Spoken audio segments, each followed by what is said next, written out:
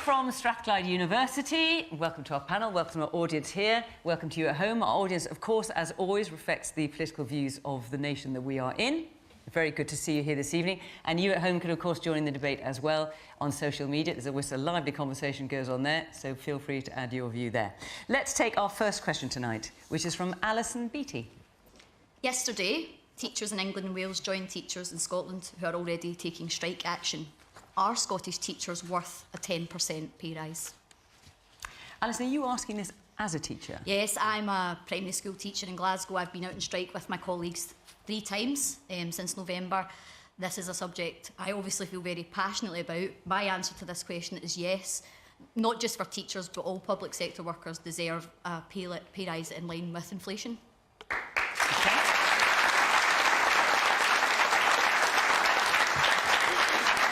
So Alison's question refers to teachers in England, Wales and Scotland. Obviously there's teacher strikes going on in England as well. So John, let's start with you. Are teachers worth a 10% pay rise? They're asking for a little bit more down in England, 10.5, I think. Yeah, I mean, thanks, Alison. It's a very important question. My mother's was a teacher, so I'm very, very familiar with the teaching profession. And I think we should pay tribute to the hard-working teachers and other public sector workers, not just here in Scotland, but across the UK, who have done a sterling job, particularly during the COVID pandemic. Now, I regret... But what Alison's saying is not tribute she wants so much, she wants money. Well, I regret the decision of the unions to go out and strike. The UK government's working very hard. They want an open and honest dialogue with the teaching profession and the other public sector workers who are striking. I worry about the impact, particularly in relation to the teachers' strike, the impact it will have on our young people who have clearly lost a large part of their education during the pandemic. So how do you resolve it? Well, the UK government's view is we have the independent peer review bodies which have put forward a recommendation for how much the pay increase should be. The UK government, just like the Scottish government, have a very important balancing act to do in terms of delivering that pay rise whilst recognising we are responsible for taxpayers' money. And if the pay rises are excessive, it simply feeds the problem of inflation, which the UK government has as one of its top priorities. The cost of living difficulties which many households are facing just now is because of the rising rate of inflation. Thankfully, we hopefully have seen the peak of that inflation rate fall back, but by giving excessive pay rises would simply feed that inflationary pressure. OK, Alison, I know you want to come straight back in. Let me get around and no, I will come back to you, I promise. Jenny, it's the same problem here in Scotland, and of course you're a former teacher, so I am. Do you want to give your former colleague there a pay rise? Well, I very much recognise the challenge here. As you know, I'm a former teacher. My little sister is a teacher, and many of my friends are still in teaching. And they work... Is she very cross with you that you're not giving her No, she's not very cross with me. She's asking But teachers are extremely hard-working, and I think we all recognise that if you have family members who work in education, it's an extremely rewarding and extremely challenging at times role. And we want to make fair and affordable pay offers to our public sector workers in Scotland. Absolutely. I mean, as Transport Minister, I worked really closely with the rail unions on the recent rail disputes. Earlier last year, we managed to get to a resolution, for example, with train drivers and the ASLEF trade union. That's why we didn't have rail strikes in Scotland yesterday. We won't have them tomorrow because we got a resolution to that strike. But Alison's question is, are Scottish teachers worth a 10% pay rise? And your answer is presumably no, because that's not what you're offering. Well, look, of course, in Scotland, we're a devolved parliament. We don't have full borrowing powers of an independent country. And if we if you did, would you give them 10%? Is that what you're saying? If we want to make increases to our pay offer, then we have to look at other parts of our budget. That's the... So you're saying if you were independent, you'd offer them 10%? Is that actually what you're saying? Well, I think it's a reasonable request. When inflation is running at 10% because of Tory inaction and recklessness over the economy, that is why public sector workers are rightly asking for higher increases, because things are costing more money because of Tory inaction and financial recklessness last year, which is really hurting particularly teachers, but all public sectors workers really hard. Alison, do you want to come back in? I would have to challenge that discussions have been productive. Certainly in Scotland, it's not been. In November, we rejected 5%. We asked for 10%. And there's been nothing more. We're months down the line. We have to take... No teacher I know wants to take strike action. No one will compromise with us. We've not taken this lightly. I think if anyone knows the effect it's had on children, it's teachers. And we understand the impact it's had on children. But what else can we do now when no one will negotiate with us beyond our hard line? And I do appreciate The money has to come from somewhere. We have no interest in taking money away from anyone else. I'm speaking as a teacher, but as also a public sector worker. We want all public sector workers to be paid fairly, and that is going to have to be in line with inflation. Workers in this country should not have to pay the price for mistakes that have been made by our government. Thank you.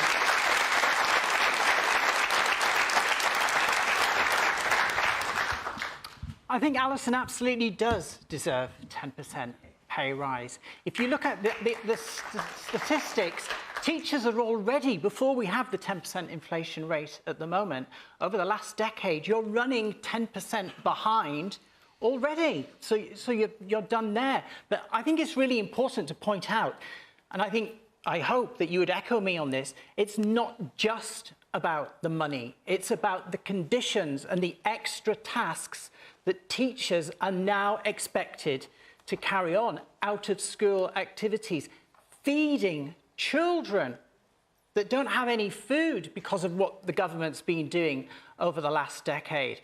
And I think it's a bit rich of a government that some individuals, they don't pay their tax. Others are handing out contracts to their chumocracy, multi-million pounds. We're hearing about workers in Amazon warehouses, 50 years old, who are wearing electronic tags and being told they're not peeing quick enough. What sort of world is that? So 10%, the best investment you can make is children. You absolutely deserve it. The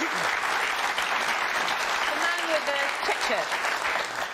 I would just like to say thank you, India, for saying that. Our wages in teaching, I'm a teacher myself, our wages are down 20%, and that is ridiculous. I think what we have to remember here is that our working conditions are your children's learning conditions, and if you want to attract the best teachers to our profession, then you have to give us what we deserve, and we deserve a fair pay rise. Okay, woman here in front of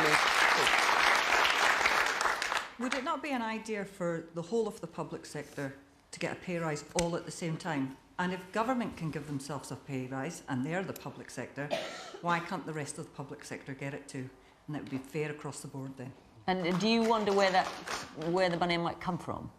If the government can give themselves a pay rise, then they can find a way to give everybody within their departments a pay rise. But do you mean the Scottish Government or the Westminster Government? All of them.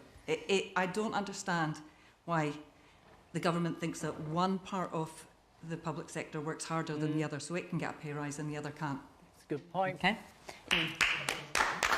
Well, can I just say thank you to Alison. I'm sitting here today because of the great teachers that I had. I went to Wester Hailes Education Centre, a great community education centre in Edinburgh, and without that inspiration of those teachers and the great learning that I got and my colleagues got, I'm not sure we would have had any social mobility whatsoever, so thank you.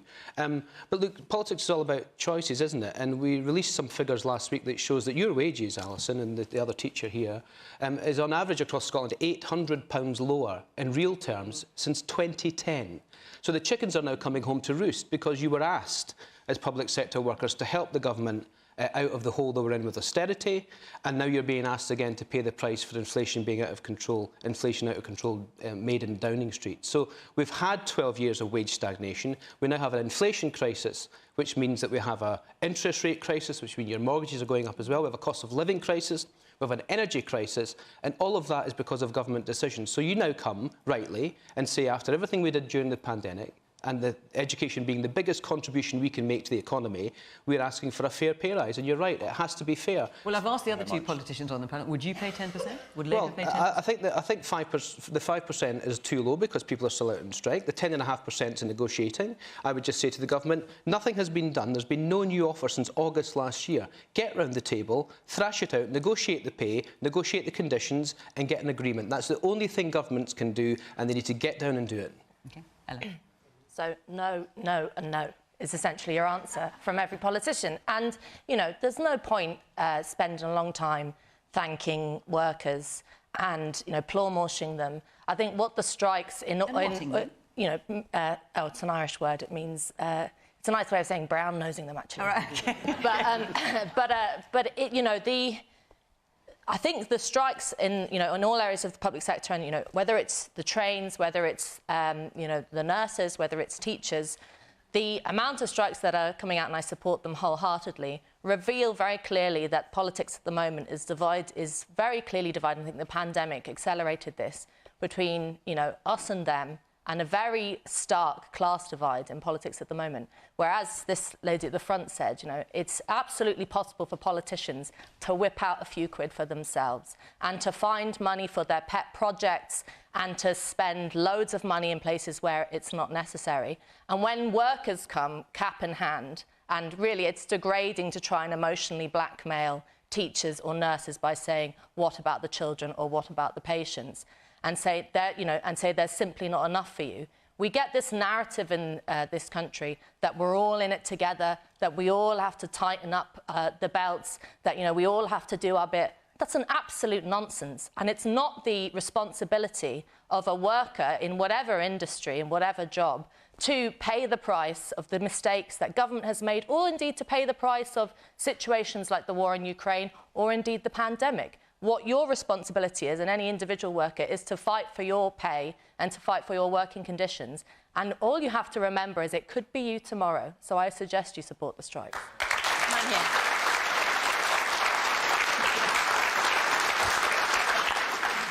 It was an interesting use of language for John Boy there. He said that the John unions... Boy, did you just say? say? John Boy, John.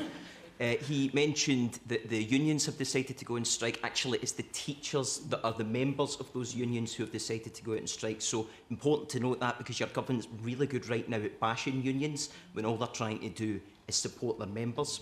But that aside, my partner's a teacher.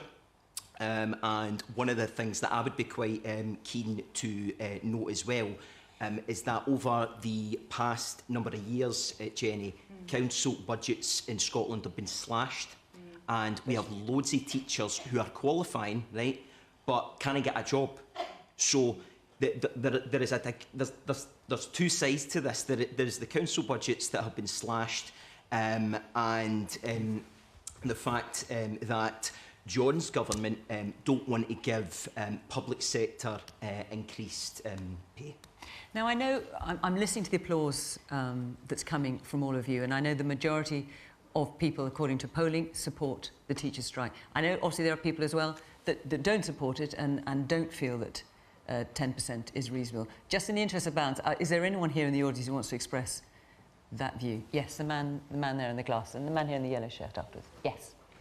I used to be a primary school teacher, and I left because I wasn't earning the income that I wanted to support my family. And I started up a business. And that business employs about 20 odd people now, 25 I think we're at. And it's a very fine line between balancing the books. I would love nothing more than to be able to go in and say, here's a whole load. And we have done it. We've given everybody an allowance over the winter just to try and help people out. But we can't just fix it at 10%. If I sell something for £100, I have to buy stock at £30. I have to pay wages, which are 35%.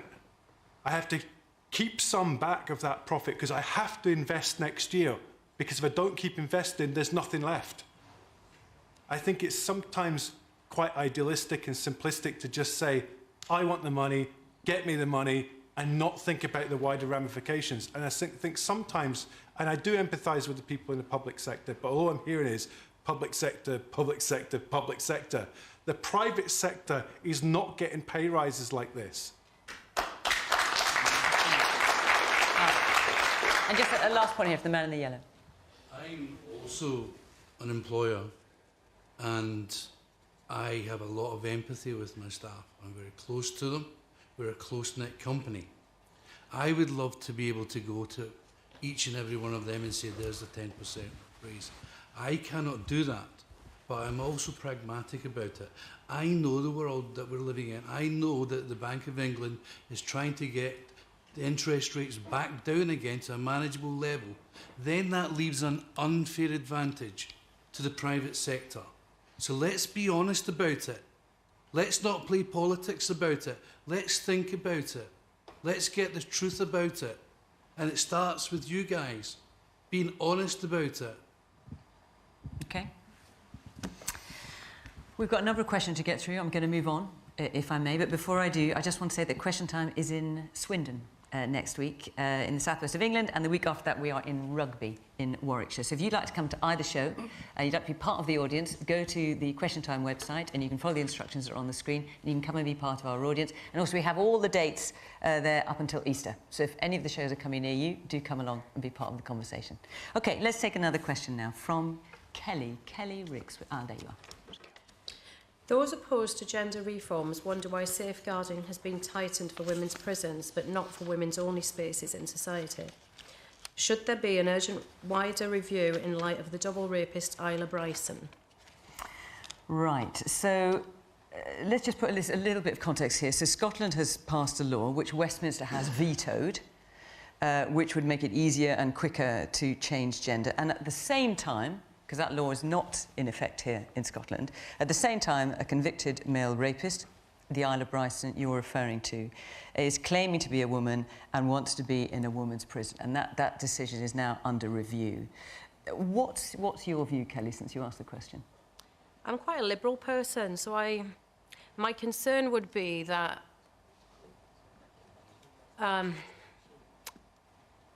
somebody's taken advantage of a situation as a means and a way of getting round to vulnerable people. So that's the worry, really. Now, where's the protection for those women? OK. Jenny? So, obviously, we've just recently passed the legislation that the lady has spoken to, and the legislation hasn't passed into law because the UK government has taken a very unusual step in enacting an unprecedented step. Indeed. In enacting a Section 35, which has never happened in the history of devolution. It's very unusual for the UK government to behave in this manner, and we'll come to that momentarily. I think to the issues at play here, the individual case has obviously been discussed at First Minister's Questions here in Scotland, I think now on 2 occasions. And let's be very clear, that individual is a rapist. That individual has committed a heinous crime against a woman, and that individual deserves to be in jail for a very, very long time. Now, we also, at the same time, in Scotland and across the UK, need to be mindful that trans women are not all a threat to other women. Predatory men are a threat to other women. We know that. So we need to be really mindful and careful about our language, and I think that's hugely important. The Equality Act, of course, allows for there to be a delineation between single-sex spaces, so that is you're able to do that essentially under the provisions within the Equality Act, and I think that's quite important to say that. But it's been, I think, quite at times a toxic debate in Scotland, but it's worth saying that this legislation passed in the Scottish Parliament with an overwhelming majority of parliamentary support. We had Labour MSPs, Conservative MSPs, Liberal MSPs, Green MSPs and SNP MSPs from every party supported it. So for the UK government to take this unprecedented action to block the democratic will of the Scottish Parliament is unprecedented, as Fiona has said, but it also calls into question, really, devolution and the role of the UK government in that. And, you know, I think there are bigger challenges down the road in that respect for Scotland. Also, it's worth mentioning that there were, 9 SNP MSPs, I think, who didn't support it. There were. You say it was across the board. So, India, Kelly's question is, those opposed to gender reforms wonder why safeguarding has been tightened for women's prisons, but not for women's only spaces in society. So should there be a wider review of that, given what's happening with Isla Bryson? No. First of all, I want to say thank you very much for inviting me, because this has been a debate now that has raged for minimum 3-4 years. It's been incredibly toxic, and it's been awful as a trans person. Do you mean in terms of the gender reform? I mean the whole debate, and to be sat at home and see people who aren't actually trans discuss your life and paint you as a whole en masse as dangerous to society and unwanted is just horrible. But to the point in question, there are bad apples in all walks of life. There are bad Protestants, there are bad Catholics, there are bad lesbians, there are bad gays, and yes, there are bad trans people. And all of those people, if they do something criminal and are found guilty, they deserve to go to jail and to be punished. A jail that is suitable for them and where everybody else is safe. And what you've been subjected to, I'm afraid, over the last couple of weeks, which is now par for the course, is a lot of misinformation by a media that is completely transphobic. We have an audited trail of 1,000 plus negative stories a month on 0.5% of the population. It's not even 0.5, because if you half that, it's only trans women that people are getting upset about. So that's 1,000 articles a month on 0.2% people. Just to let you know, the thing about these prisoners being put in with women isn't actually true. They were put in solitary confinement during that time. They were held on a wing that was available at that point. I've been to prisons, I know how the system works. Since 2004 in Scotland, the rule has been that anyone who's trans and wants a transfer into the women's estate can apply. That's a human right. They're entitled to apply. And the procedure is then that a panel of mixed professionals from different disciplines will compile reports, they'll get together and discuss it. And there is categorically no way somebody who has committed rape would be moved into the women's estate. Now, So I know some of you might can not believe that, given what you've read in the press, but a lot of these stories are made Can up. I just ask you, I hope it is a given here that no one is suggesting that because you are trans, well, I'm sorry, that clearly you would be offended, because that's clearly not what we're going to be saying context, here. This is a bigger issue for you. No, but I just wanted to, I'm so sorry, Indy, but I just wanted to, when you say that no one who is a sex offender or a rapist and claim to be a woman could pass a panel, be put in a women's prison. Tiffany Scott, who's a trans woman with a history of extreme violence, has got a lifelong restriction order after being convicted of stalking a 13-year-old. She was approved to go to female prison in Scotland, and this by the Scottish Prison Service, and this is now, because this whole hoo-ha is under review. I'm not saying it's an issue of a trans issue, but nonetheless, the Scottish Prison Service doesn't seem to be catching these people when they should. Well, with respect, it is. I think there's 4 trans women in the Scottish prison. I was just giving her as an example where she was at the moment. None of whom have committed offences. And with the greatest respect, it is a bigger picture, and you can see that by the context of the question and how it's blended into something else. You know, we're talking about some bad apples here who've done horrible things and nobody is defending them.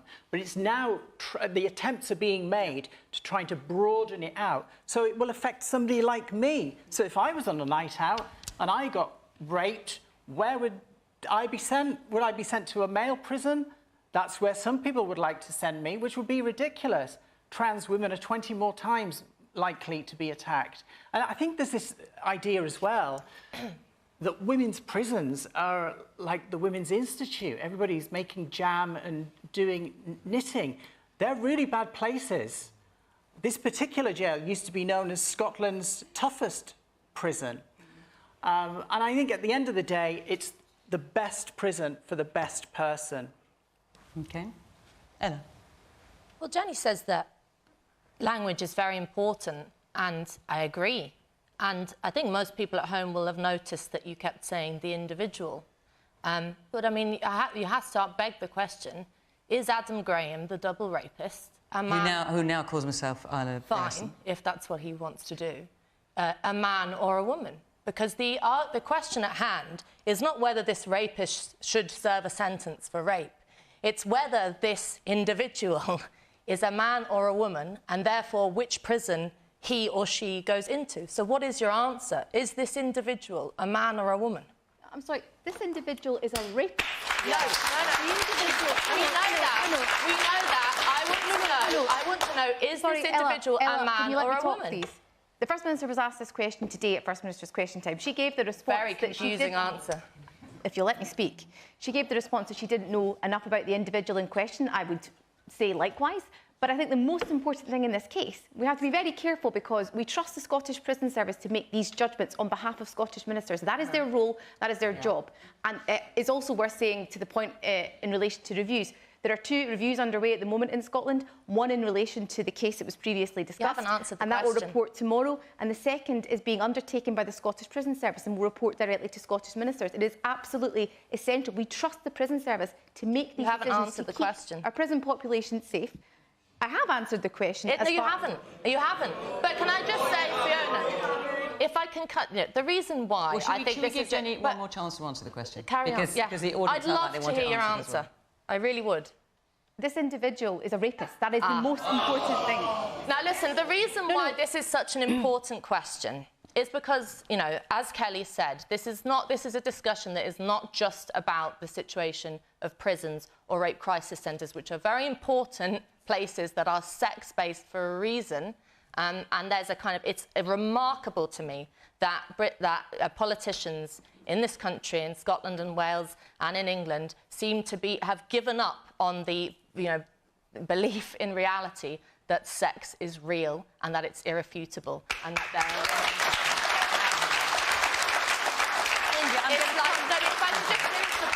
It's really important because this isn't just about those kind of very intense places like a prison or like a rape crisis centre where it is vital that you can beg the question, why can't men budge up and let someone into solitary confinement, not women? But the point is, hang on, the point is, if politicians and a government cannot deal in reality and in truth and deal with facts that are based on the things that we all understand, then why would you have any belief in anything they say? Why would you have any belief in the justice system? Because for the kind of group that we haven't mentioned so far is women, and it's women who are being made to pay for it. I will come out. There's lots of times I'll come to you, India. I know you want to come back in. Yeah, absolutely. I'm sorry, it's not trans people who are going around attacking women, either in life or in prisons. It's predatory men. The biggest offenders within prisons are actually do you think Adam Graham's a man, then? Now, I'll answer your question. This person, I'm not going to call them that because that's not the name that they go by now. We live in a civilised society, and just as we're talking about a rapist, I mean, I don't know how they fit into a civilised society. I know you're desperate to drag this into the gutter, but I'm not going to go there. If there is a gay sex offender or a gay predator, we don't suddenly become homophobic. If there's a black rapist, we don't suddenly become rapists. Well, what do you mean by they're pretending they're something they're not?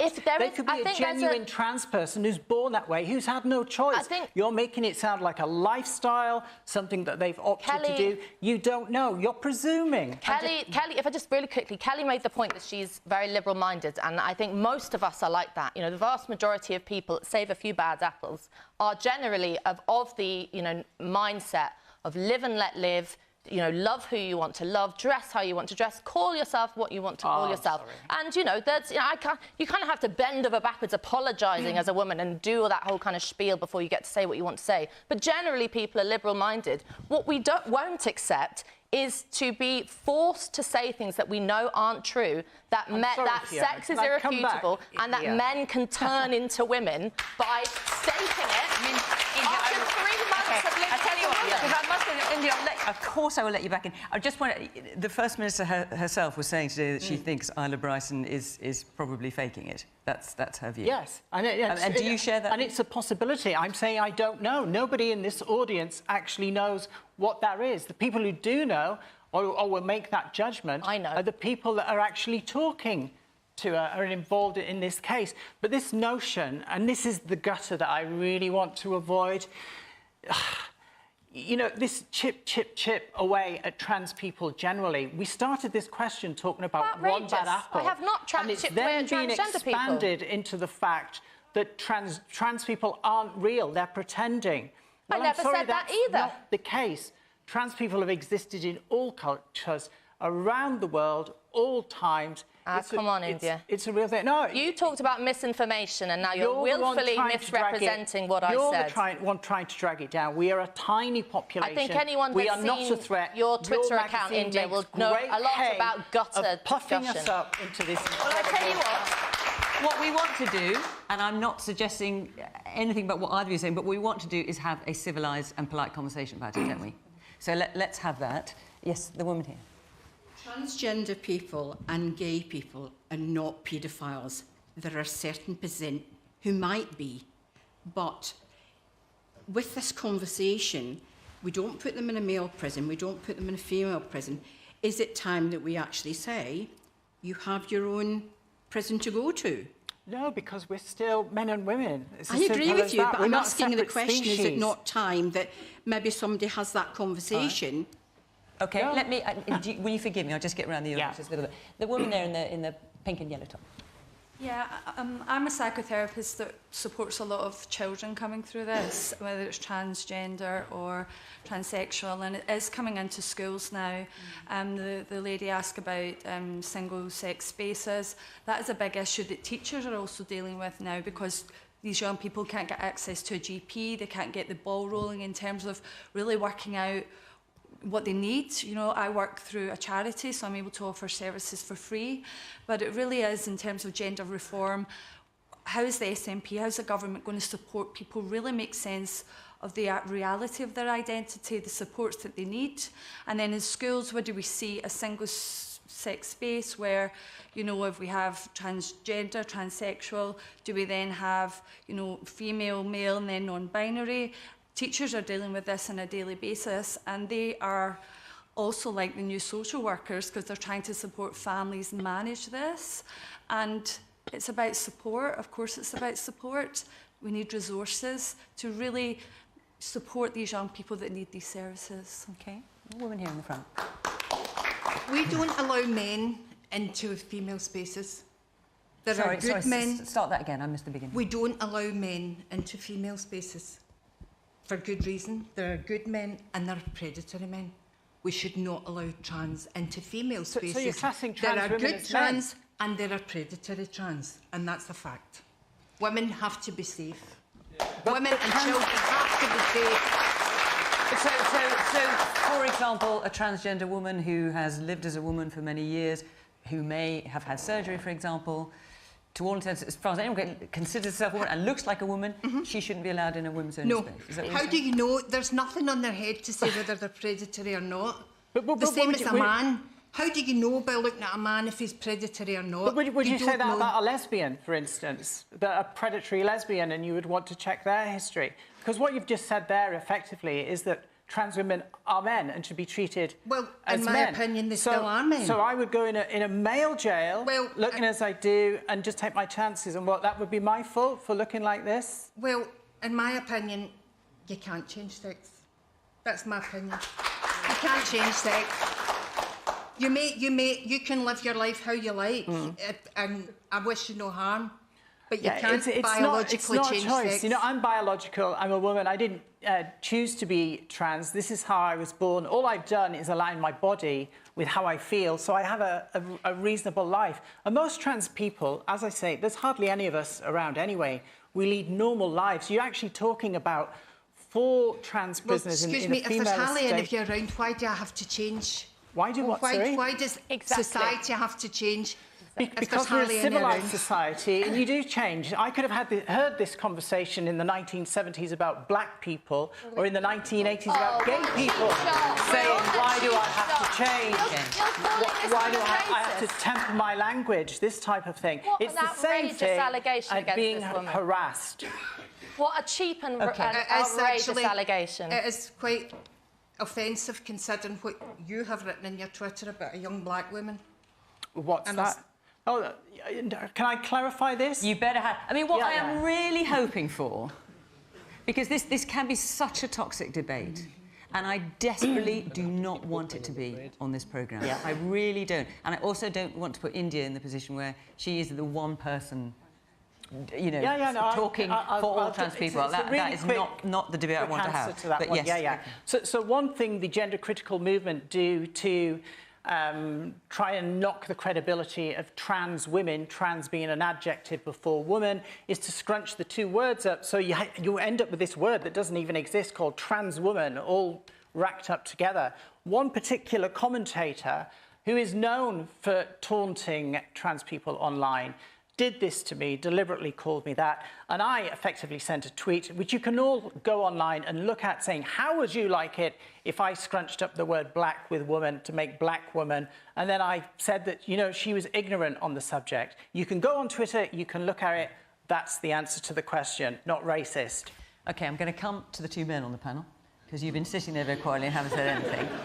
And also, I just want to point out, John, I want to come to you, because this is the first time as far as I'm aware, correct me if I'm wrong, that we have in the same room in a studio here a representative of the UK government and the Scottish government, where after the UK government has vetoed, using this thing called Section 35, a law that has been passed by the Scottish government, by which I mean this Gender Reform Act, which would streamline, make it easier for people to change their gender. Would you like to say why the UK government has chosen to do that? I will, but can I just address the key part of the question? And it's absolutely wrong that that man who committed 2 very serious sexual offences against women was allowed to be jailed in a female-only prison. He was segregated. And very serious questions have to be asked, both of the Scottish Prison Service and of the Scottish Government, as to how and why that was allowed to happen. Now, I think we all know what a woman is. We have mothers, we have sisters, we have biological women are biological women, trans women are trans women, and of course we have a legal process. We have a legal process to allow people to change their gender. That's something that I personally support and the UK government supports, and we need to support people and recognise the very challenging circumstances that people going through that process have to face. But we need to ensure that people going through that process have the necessary safeguards, society has necessary safeguards in place to ensure that we don't have the scenario we had in that female prison, where you had somebody purporting to be a female was allowed to change their sex to allow them to put themselves in a female-only prison. Which gets me back, Fiona, to your question about the concerns we had about the bill going through the Scottish Parliament.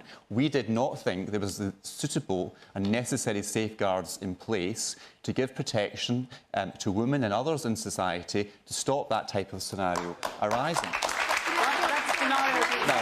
Section 35, the Secretary of State for Scotland used Section 35 because we did have very serious concerns about the implications of this bill in a number of areas, whether it was women-only spaces under the part of the Impact on the Equalities Act.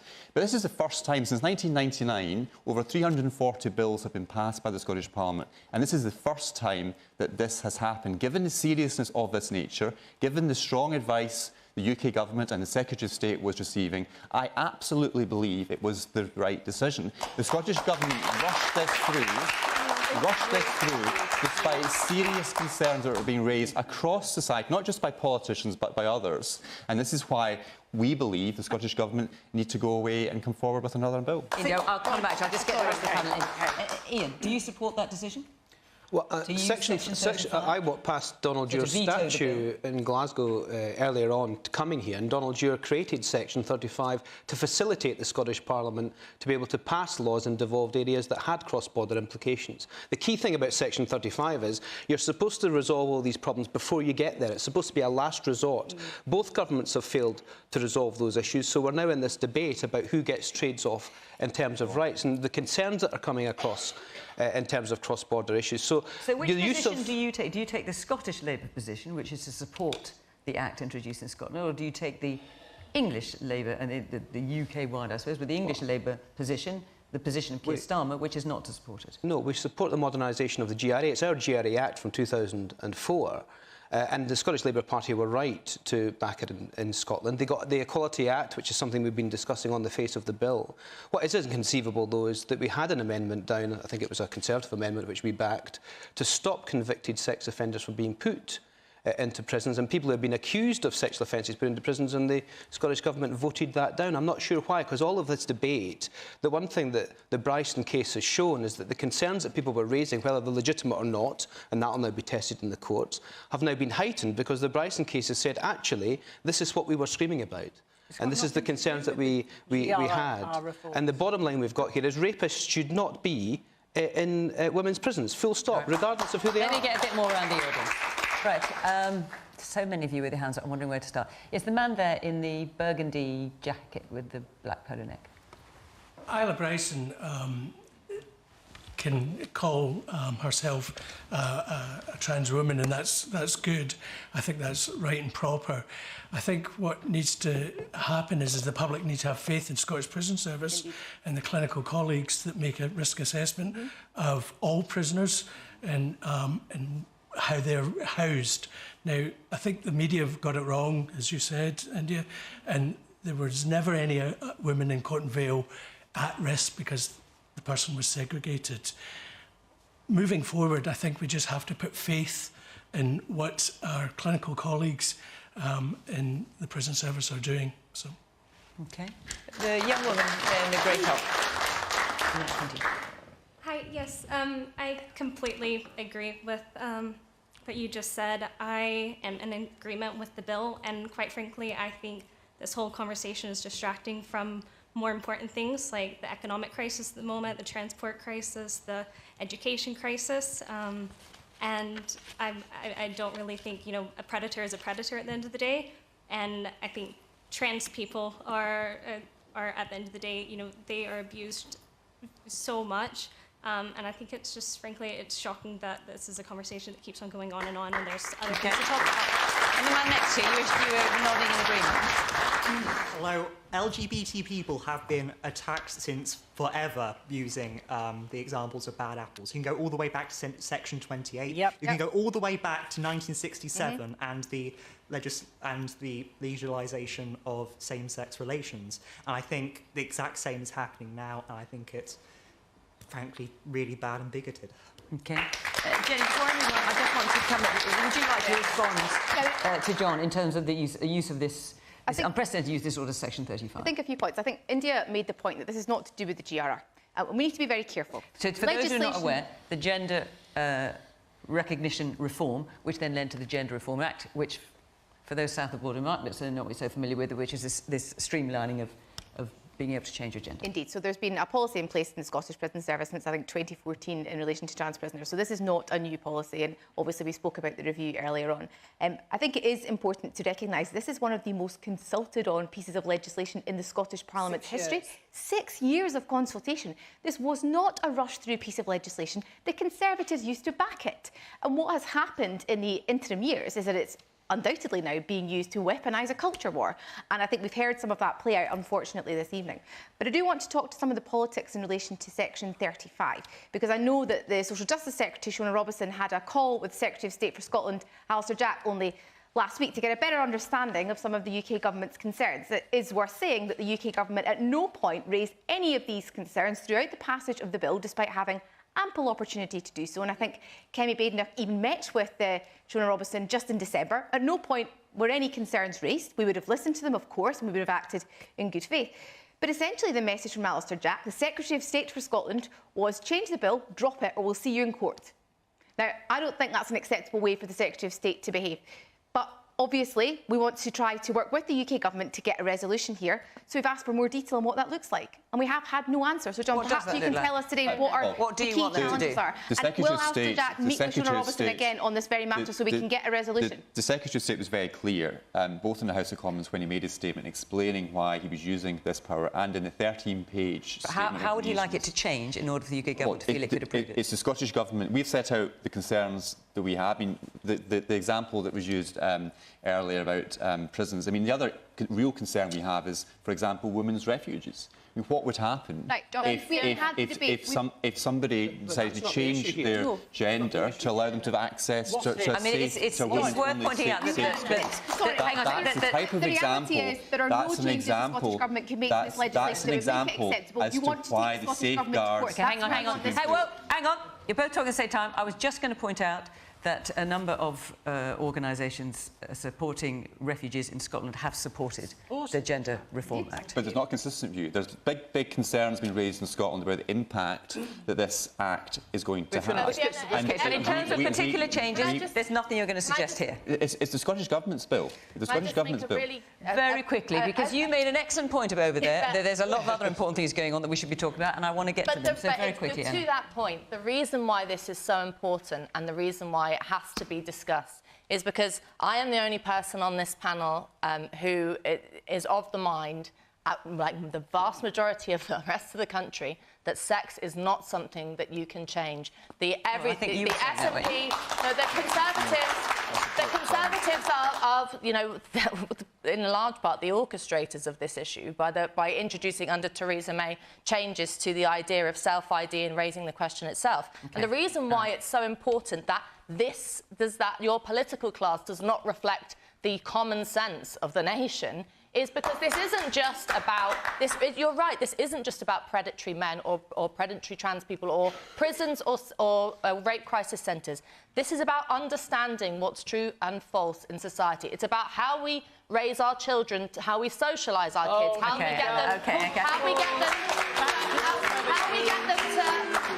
them to understand the world, how we get them to understand each other. It's actually about, for me, the thing that I find most remarkable is that we would engage in such legal disingenuousness as to suggest that you could change the idea that a man rapes a woman and later say, no, it was a woman who raped a woman, or that a woman was born on January the 21st and then 20 years later say, no, actually, that was a man. And the reason why it's important to stand by the idea of fact being able to, something that you can hold in your hands in society, is because if we let go of that, not only is it bad for women, and not only is it bad for collecting data, but it's also bad for trust in politics, because the lot of these lot are feeding you a whole load of nonsense. OK. I've got 10 minutes left. I'm going to let you go on very quickly, India.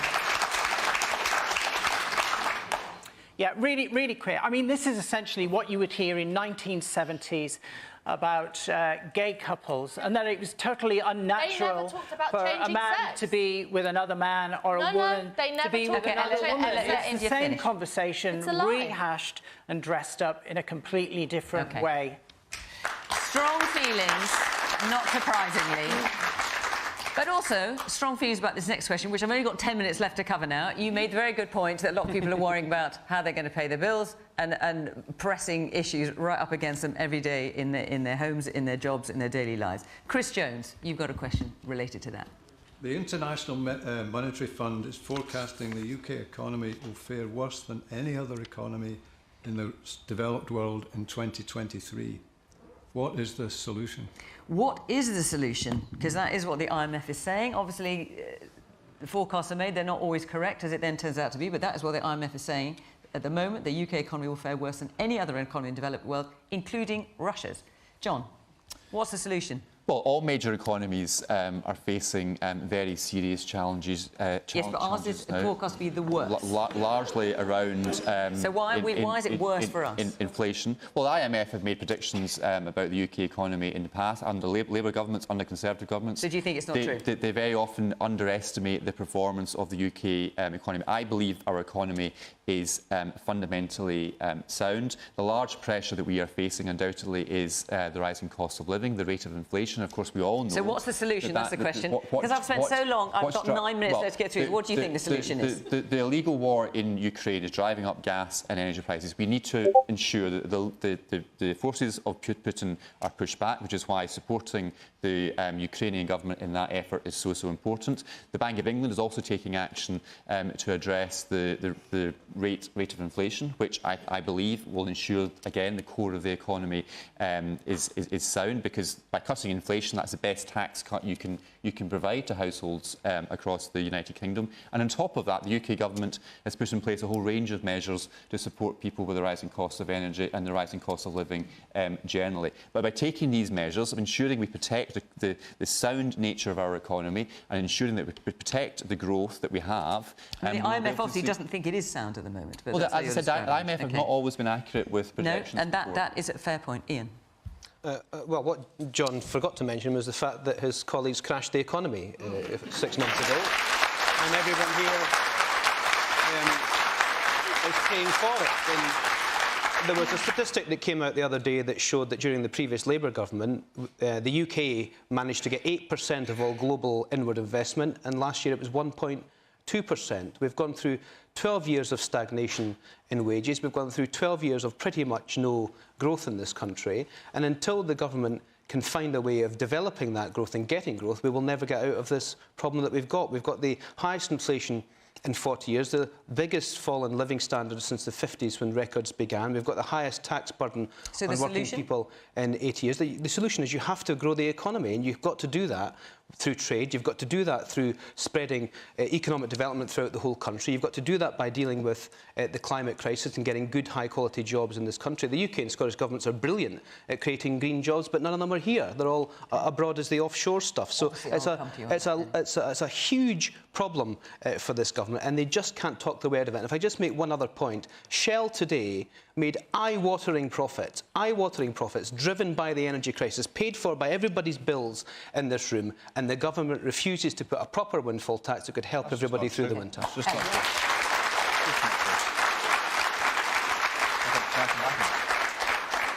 Well, the solution is very simple. You don't need a PhD in economics, which I certainly don't have, to know that the issue with this country's economy is a lack of productivity. It goes beyond and before the pandemic. It goes beyond and before the war in Ukraine. And politicians are very fond of kind of pointing that way when they're asked who's to blame or what the solution is to fix the economy.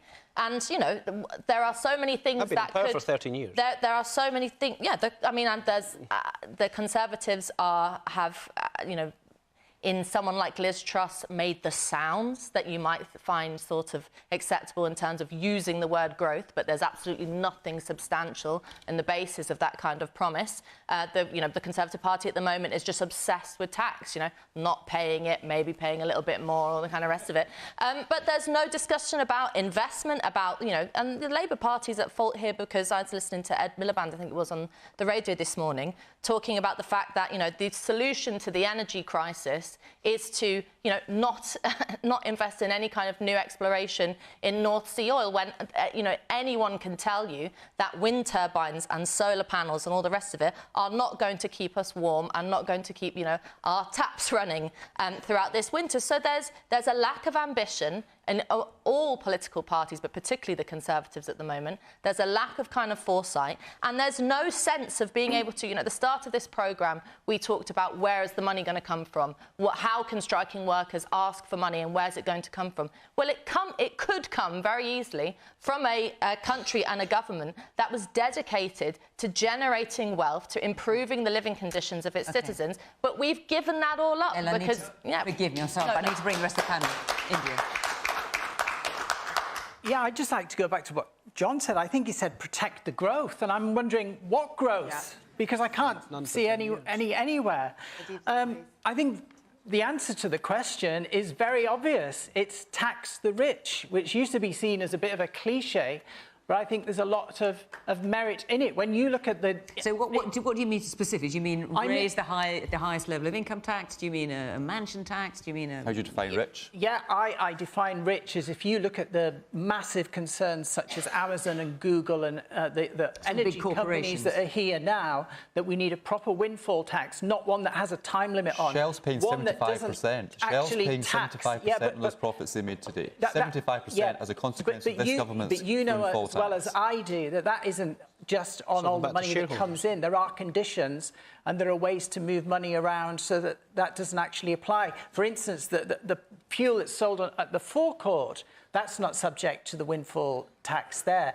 And I think if you look at Scotland, the money that it had, or it should have had, going all the way back to the 1980s when Maggie Thatcher sold off the reserves in the North Sea, you know, you should really have the same as Norway. You should have a sovereign wealth fund for times such as this when it's hard to see you through. So, yeah, I think the rich should be picking up the burden. Jenny.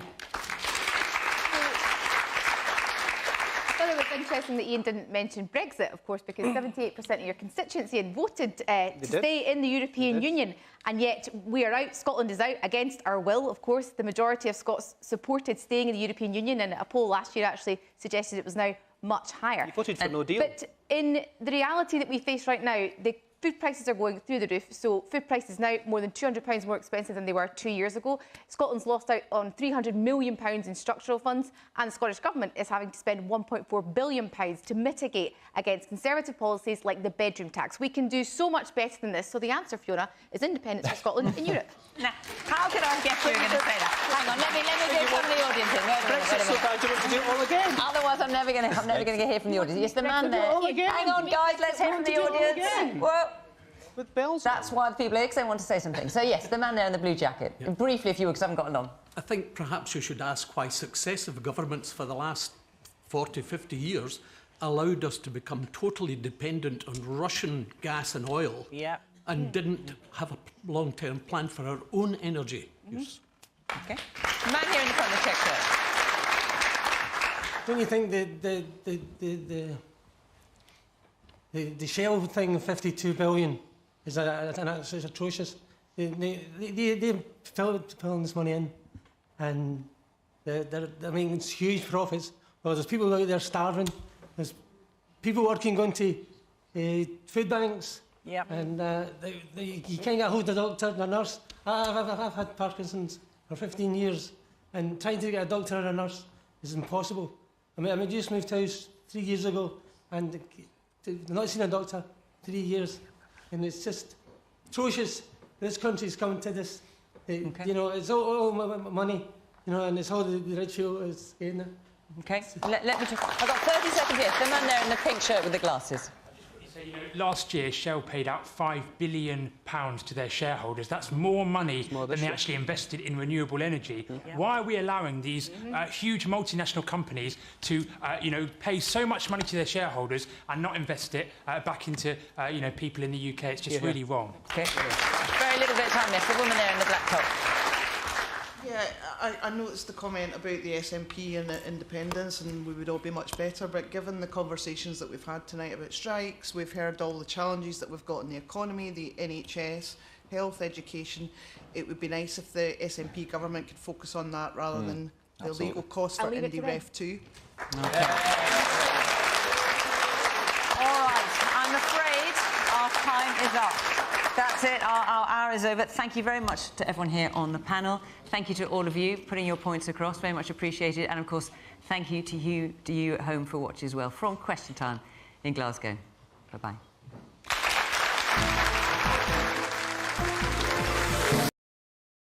Well, there you go. Better late than never, as they say. Surprised, actually, there was no question on independence. Like, what the fuck? Like, no questions about independence in Scotland. That's a first. Anyway, I will see you all Sunday, I hope.